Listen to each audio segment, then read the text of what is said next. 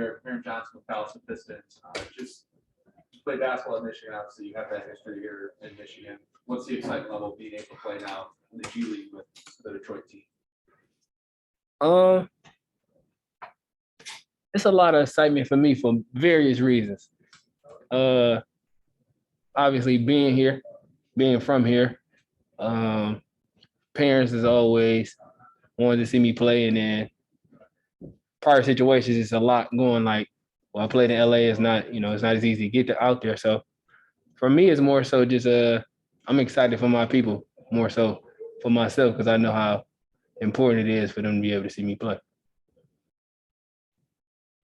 Tim working on Palisade Pistons. I saw you on Instagram all summer training with Marcus Stout and those guys.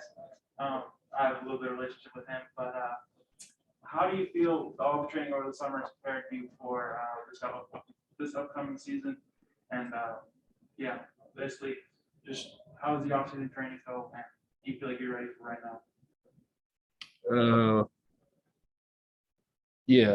Like you said, I train a lot with Stout. It's just a kind of coincidence that we both ended up here. But like I said, it's a familiar face, so obviously it's a different level of comfort. But overall, like I'm just ready. I've always did things that I'm known for at a high level, just trying to improve and then overall help this program and this team, and obviously ultimately obtain my own personal goal. But I feel like everything comes full circle when you put those things first. So I'm excited overall, and then just ready to get rolling for real. Quick follow-up. What has your impressions been like of your teammates? Only being here for a few days, but like how you like everybody else?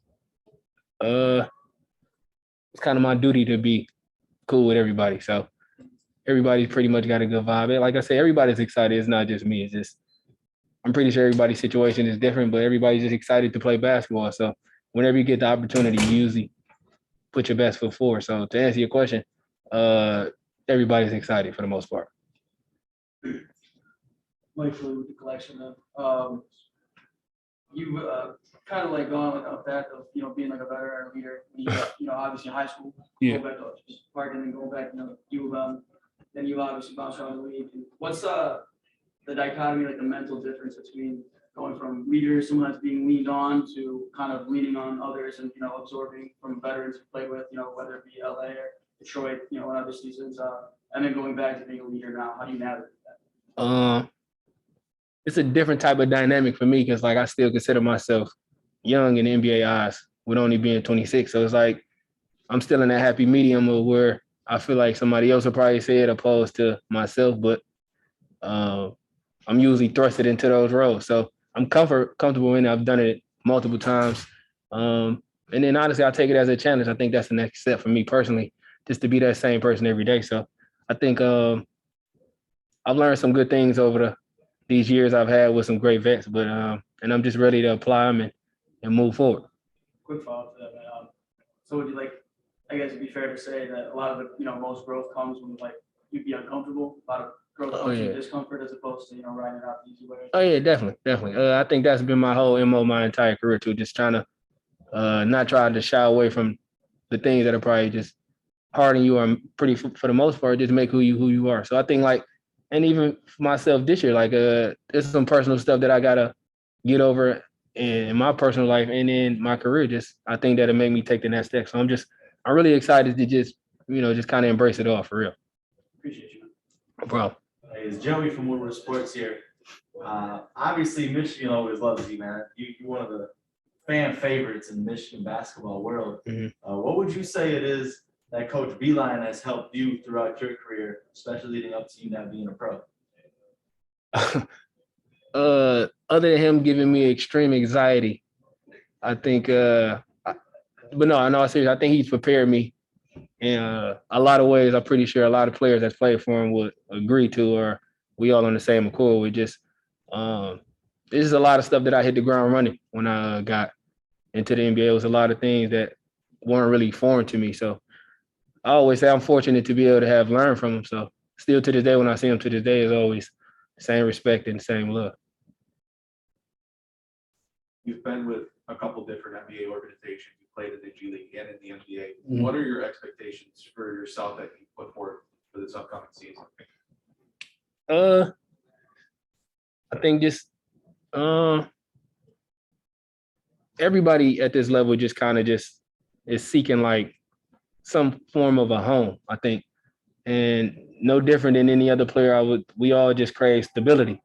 And that's kind of the same thing for me. I'm pretty sure I've showed flashes in times where I've played in NBA games and contributed.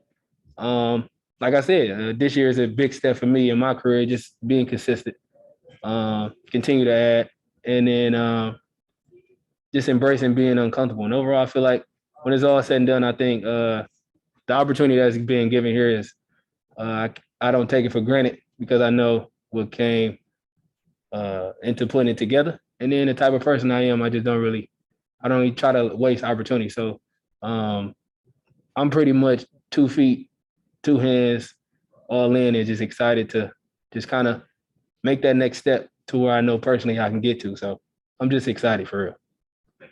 No problem. Any other questions for Derrick in here? We just have some questions real quick. Copy. Christos, go ahead. Hello, Derek. How are you? I'm good, man. How you? I'm fine. Thank you very much.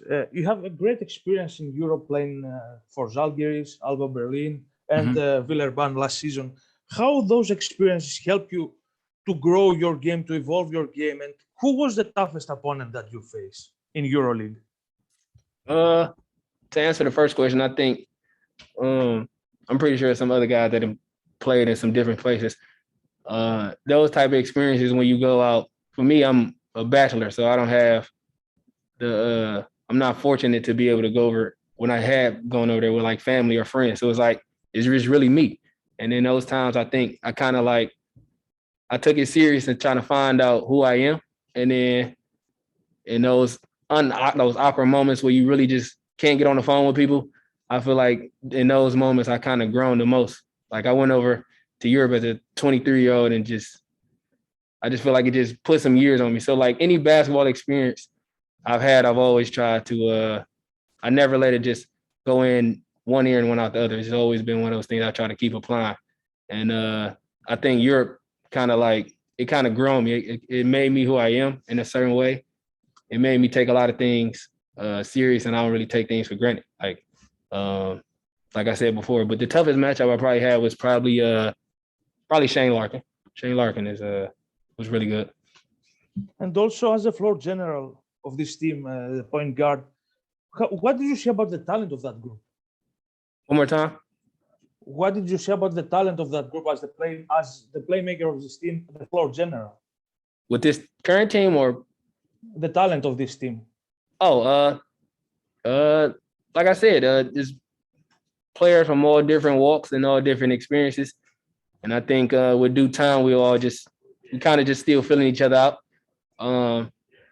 But I wouldn't say the talent is second to none. It's just more so we're just trying to put all the talent in the best position to be successful right now.